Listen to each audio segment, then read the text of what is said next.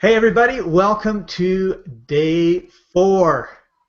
You're halfway through. We're proud of you. We're excited. We're really been really happy with the response. You've been putting lots of really good comments down here as on under each of the videos for each of the days. It's been great. Yesterday was the rest challenge. So as you didn't eat, did you become more acidic or did you become more alkaline? Did you get into the road rage? Did you get sleepy and procrastinating? All those sort of things. And remember, this is not about making life worse. This is about understanding what certain things do to your body and being self-aware. So today we're going to be looking at the white food challenge, which may be the hardest day of them all because a lot of the white foods are addictive. Sugar, heroin. Sugar is more addictive than heroin, basically. So you really need to be aware that you have to be really determined. That's why we have the support below in the comments. So make sure you use that to get through this day. It's very, very hard. You could find yourself going through withdrawal and everything else, which tells you something, right? And again, this isn't about making life miserable. This is about being aware of the different things. And there was an article recently that I read that I thought was absolutely fascinating. And it had to do with the bacteria and stuff, the flora and the fauna of our digestive system. So you can look at, as Martin likes to say, and we're going to bring him on in a second, what goes in here is actually the outside of your inside. And all along there are like the Amazon forest. And unfortunately, when you look at what's in our digestive system in terms of fauna and flora, and you look at what's in the digestive system of, say, a tribe in the Amazon that has never had an experience of meeting Western civilization or New Guinea, they're very, very different. So with our antibiotics and our processed foods, we do a lot of damage to the interior of our body. And that also causes some of the problems that we're talking about in this 7-day challenge. So with that, I want to bring Martin on, and let's talk a little bit more about what to expect with the white food challenge, because I know you've got a whole huge amount of expansion you want to do in this area. Well, thanks. The main point is we can name what we say these are. We frequently call them the white death foods. It's the product of the industrial age. Our industrialized agriculture produces stuff that our industrialized food processing turns into what they like to call food. And then through that, they turn us into the people that the pharmaceutical chemical industry needs to look after because we are breaking down. So the points, anything refined, that's refined sugar, refined flour, refined salt, refined oil, as in food oil, plant oil. Those are, why are they refined? Why aren't they whole? When we grew up, when we were growing up, no, I should say, when we were developing hundreds of thousands of years ago as a species, there was no such thing as refined food, refined anything. We always ingested things whole in the complexity of what nature created. And that's how it's supposed to be. Industrialized food or industrial food production has focused on shelf stability, consistency, and I don't know, they call it value. Well, it's a financial value, but it's not nutritional value. You're dying to say something, huh? No. No? Okay, I'll I carry was on. thinking, my background as a working in the grocery industry for 20 years, I was thinking, yeah, like the last thing we wanted was for anything to go bad. We wanted to be able to put it on the shelf and have it stay there for months and months and months until finally somebody bought it and consumed it. And we never really thought at all about whether there was any nutritional value at all. I mean, you could eat it, you were And you alive. can eat it, yes, you can eat it, it just doesn't turn into much of anything good.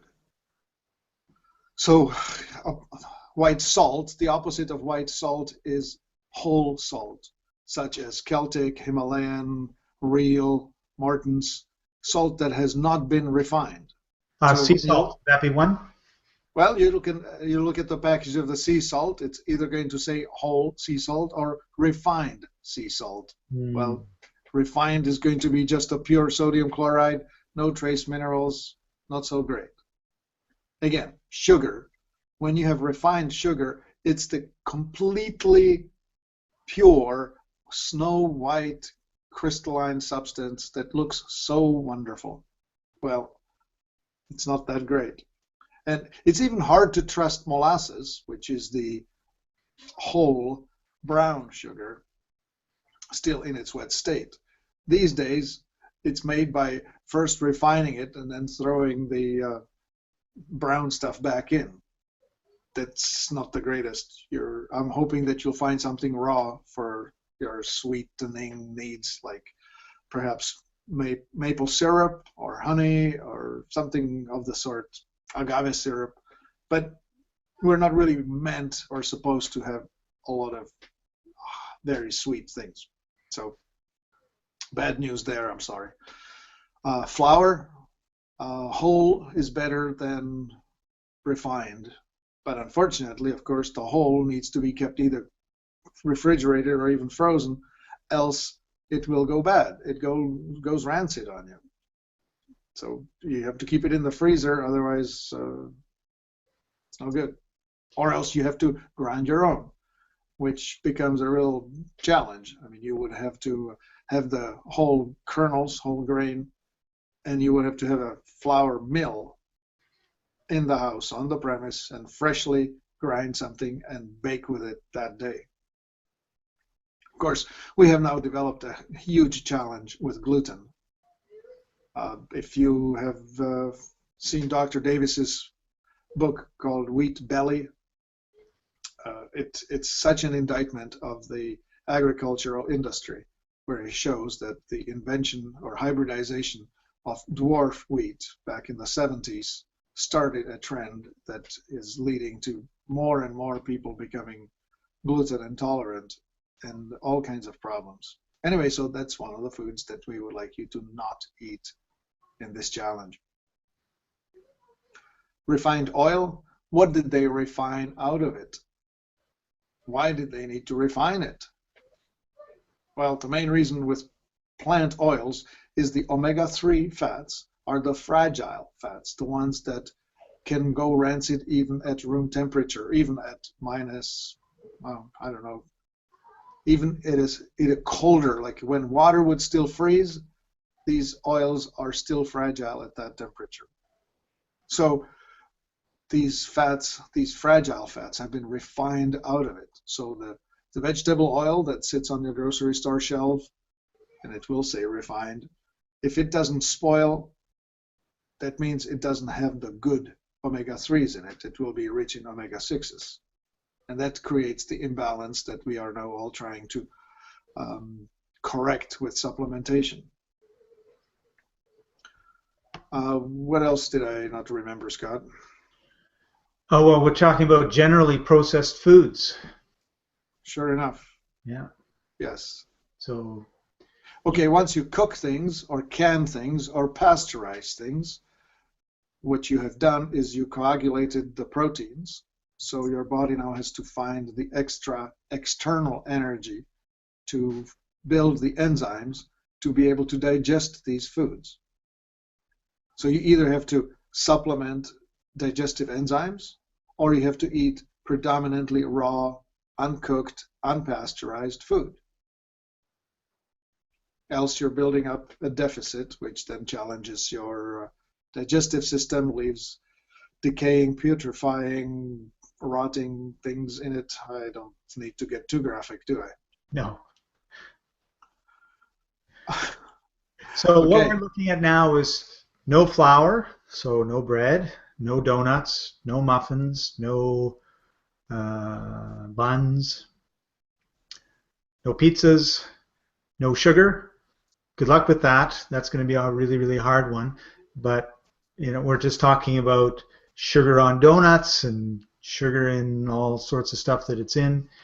No rice, No, no milk, no fried oils, no salt, unless it's whole salt. So Um, here's what's left. MEVY, MEVY. Meat, eggs, vegetables, yogurt. Essentially, it's the paleo food, really, or the paleo diet. Um, Anything salad, as long as it's uncooked, or it can be slightly cooked, like steamed lightly or stir fried lightly. And you can have it with some cooked protein, that's fine.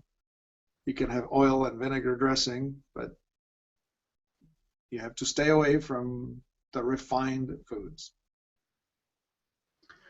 so what's going to happen when we start staying away from these refined foods, Martin? Well, sometimes it happens quickly. Sometimes you will have a reaction right after or at the end of the first day. The more likely scenario is that you need to go like this for 10 days, 2 weeks before it really kicks in. But what does happen is called a cleansing reaction. Some people call it a detox reaction or Herxheimer reaction. What happens is your body detoxes sufficiently to the point where it says, I can start dumping the toxins that I have squirreled away. It's sort of like taking the garbage can from under your sink and spilling it right in the middle of the kitchen, because that's what we can do. There's enough room on the floor of the kitchen because it's been cleaned for several days. So what it's going to feel like is either a headache or even a sense of unreality where I remember when I was going through it, it felt as though I were walking under a glass dome. My sensory perception changed, maybe calling it sense of unreality. Anyway, headaches, breakouts, skin breakouts of some sort, diarrhea, elimination symptoms of some sort from getting too many toxins released from the hiding places where the body squirreled it away. Yeah, I think that's about as good as I can put it. You could feel like you're getting the flu, but instead of 10 days, it would only last 1 day or 2 days at most. you're not you're not doing a very good job of Am I selling it real hot? doing it. I'm thinking. Oh, Lord, how do I sell this? Okay, on the other side of this, after you've gone through this hellhole of cleansing, this is sort of like taking an airplane and flying it through the clouds. Once you punch through the clouds, on the top side, it's forever sunshine. Like you're digging out from living under the cloud cover, under the cover of the coating of all the toxins that you have accumulated and packed around. And once you break through to the other side, it's sunshine 24/7. So as I was listening to you, I had an image of an igloo. Can you tell that I live in Canada? But instead of it being ice around it, it was just all this grunge and garbage, and it's kind of being held away from me. And so I don't really know or smell it or anything else. But the thing is I can't stand up because most igloos are small, right? And so what you're saying is that we're going to be taking this stuff and moving it away, and some of it's going to be spilling on me, and I'm going to have all this kind of garbage, but eventually it's going to be cleared away, and then it's like, wow, I'm able to stand up straight, I'm able to be in the sun, and all of a sudden my body is able to start heal itself, which is a big part of what we want to be doing. We want to be able to see if you stop eating all of this food, which we believe is not at all healthy for you or helpful, in the beginning, what that result will be is you don't feel very good because you've got to get it all out, you've got to cleanse, and your body's kind of been holding it all back, saying, oh, you may not feel very good, but I don't know what to do with all this other stuff, so I'm just going to stick it around. And then once we start letting it kind of go and it comes out, it's like, wow. So this is only the beginning. This is a 7-day challenge, and we're challenging you with 7 different things for 1 day, which really isn't enough. But we just want to introduce you to this concept of I stick something in my mouth or I don't, and my body has a reaction. And sometimes the reaction is really quick, sometimes the reaction is really slow. And I've noticed as I become more and more aware that I will eat something, clear nostrils, 2 seconds later, dripping like crazy, right? Or all of a Yeah, sudden, mucus reaction. right? So, that's what happens when I eat that. So Yes. I can eat it knowing I'm going to have a drippy nose for an hour or 2 hours or 3 days, or I can say, well, that's really something that my body perhaps doesn't like because it's not reacting in a way that I like. So I'm going to stop. And that's what this is all about. We want you to stop the flour, stop the sugar, stop the rice, stop the salt, stop the milk, stop the fried oils, stop the hydrogenated oils, stop the processed food for a day and see what happens. And I would really recommend that if you're going to have an apple, you have an organic apple. If you're going to have an orange, have an organic orange. If you're going to have a strawberry, have a strawberry organic. I was going to say strawberry orange, an organic orange. You're going to, if you're going to have like yogurt, have organic yogurt. Like get the pesticides right out of the equation too, because that's another thing that kind of happens, right? So we want to see what happens when you're not poisoning yourself, and that may be a bit strong, but check it out and then see like, wow, like I'm having this reaction, and we're warning you, you're going to have, if you have a reaction, it's not going to be, oh, I feel a little bit tired, or oh, I feel a little bit road rage like we've been talking about the last 3 days. It's going to be, I got a big zit on my forehead, or I've got, I feel really sick, or I'm just dragging, or I feel like I'm going to throw up, or all of a sudden I just got the flu. Like, how did I get that flu? Well, it's because your body is now able to release some of the toxins. And guess what? If you're in pain or you have fibromyalgia, you don't think maybe these toxins have something to do with it? We do. And this is a challenge and it's a test. It's not, once you go, oh, wow, now you can do something about it. And that's what this is all about. So we want you to journal. We want you to be aware of what's going on. We want you to be aware of what may be happening so that you can watch for it. And these 7 days, you really have to pay attention. That's why it's important to journal. How do I feel in the morning? How do I feel in the afternoon? How do I feel in the evening? Did I sleep good? Do I have a runny nose? Am I coughing? Like, what's going on? And, I didn't have flour. I didn't have sugar. I didn't have salt. I didn't have milk. I grew up drinking milk like water, and my nose was 100% plugged 100% of the time.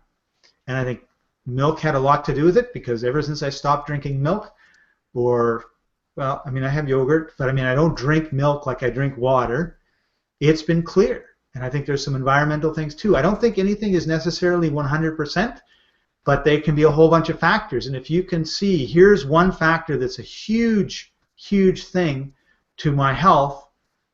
It's not everything to my health, but it's with some big one. Let's use the 80-20 rule, right? Let's get rid of the big stuff. Oh, wow, I feel a lot better when I don't have white flour. I don't have white sugar. Great. Let's make those changes. And then you can worry about the rest of it a little bit later. So that's your challenge for today. It's get rid of all the white stuff. Get rid of all the processed stuff. Eat raw foods. Eat organic. Drink lots of water. Journal what's going on. Let us know in the comments below. Martin is here to support you. So Martin, this would be a good time, because hopefully you're scared. He's going to give you a phone number and a website where you can go, our website.